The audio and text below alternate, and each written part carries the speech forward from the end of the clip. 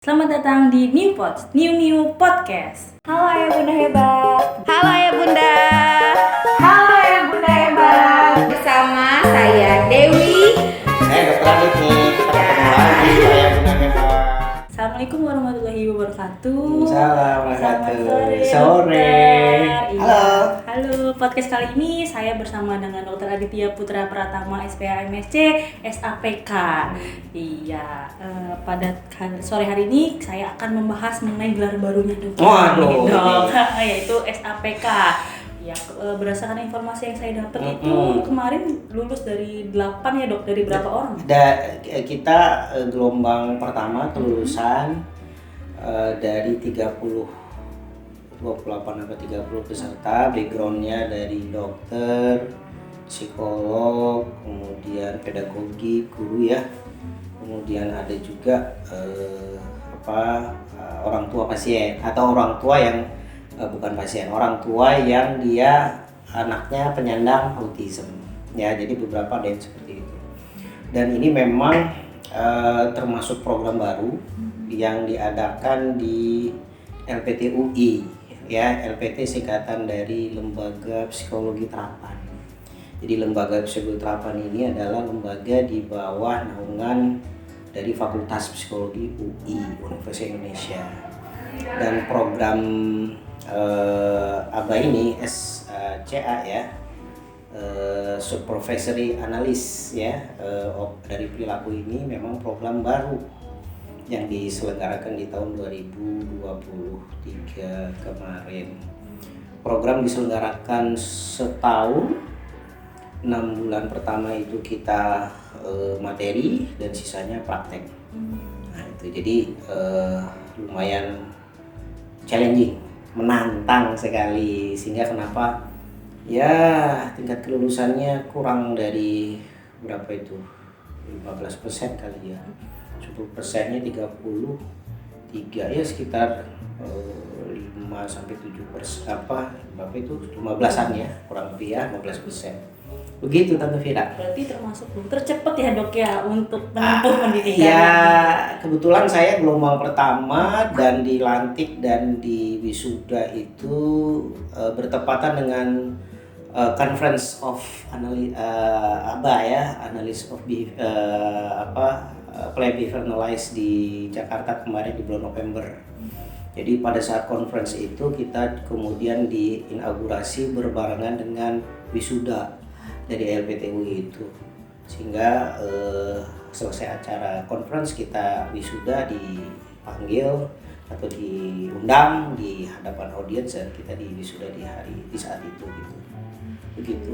Kalau boleh tahu nih dok, alasan dokter mengambil SAPK ini, mengambil Ya. baru ini kenapa dok? Nah, backgroundnya dulu ya. Jadi sebagaimana kita tahu, Applied Behavior Analysis itu kita ingat di Pennsylvania, di Florida ya, dan kemudian Harvard. Sebagaimana kita juga pahami bahwa B.F. Skinner sendiri dari seorang psikolog yang berasal dari Harvard ya, gitu, sehingga kita paham bahwa BCBA ini atau BACB ya, BACB itu adalah lembaganya Board Analysis Certified Behavior Analysis Certified Board gitu. Jadi lembaga untuk mengeluarkan analis perilaku itu yang kemudian nanti menjadi BACB ya, itu adalah mengeluarkan BCBA itu adalah BACB gitu ya. Nah ternyata di Amerika dan di Inggris itu overseas study itu tidak diperbolehkan lagi. Jadi kayak dari luar mereka hanya mengkhususkan dari Amerika dan Inggris, sehingga di daerah-daerah atau negara-negara yang mereka itu belum mempunyai resmi ya lembaga analis perilaku terapan itu di endorse. Ayo silahkan dibuka, yang kemudian lulusan-lulusan BCBA tadi dari Amerika dan Inggris silahkan membuka itu di negara masing-masing, termasuk Indonesia. Nah, istilahnya BCBA yang lulusan dari luar negeri itu mereka berkumpul di Indonesia kurang lebih ada 9 orang, ya, akhirnya bekerja sama dengan LPTUI tadi membukalah program resmi di LPTUI itu, membuka program yang hampir setara ya. Kenapa dikatakan hampir? Tentu secara kurikulum memang tidak bisa kita katakan sama persis dengan dari BACB gitu. Nah, maka kemudian dibukalah di UI. Nah, inilah hasilnya ketika mereka masuk di kegiatan atau materi di situ, perkuliahan di situ, masuk di jurusan itu, luluslah nanti dengan nama, kalau di Amerika Inggris sebagai DCBA, kalau di kita namanya SAPK.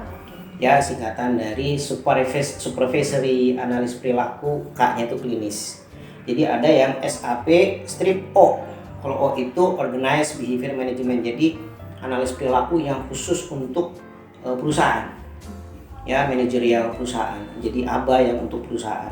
Nah, ABA yang untuk Neurodevelopmental Pediatrics itu disebut gelarnya K-nya itu klinis. Klinis itu karena langsung menangani anak-anak autism dan other developmental disabilities. Begitu. Oke, jadi memang ABA tuh nggak hanya di klinis aja dok, jadi Ya, perusahaan juga bisa. benar, ya.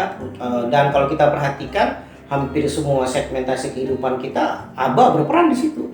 Mungkin yang kita tahu bagaimana salah satu hal yang kita pernah temukan saat kita berada di sebuah supermarket atau marketplace gitu ya, yang dimana di situ ketika kita masuk di ujungnya, ya di saat kita masuk entrance itu, nah pembayaran itu di belakang gitu. Di situ displaynya banyak sekali kan. Nah, itu di situ memang salah satu teknik strategi ABA juga tuh, di mana customer tidak langsung segera bisa membayar. Jadi ketika dia membeli sesuatu itu dia harus melewati sekian banyak tempat, sekian banyak lorong, display dan seterusnya.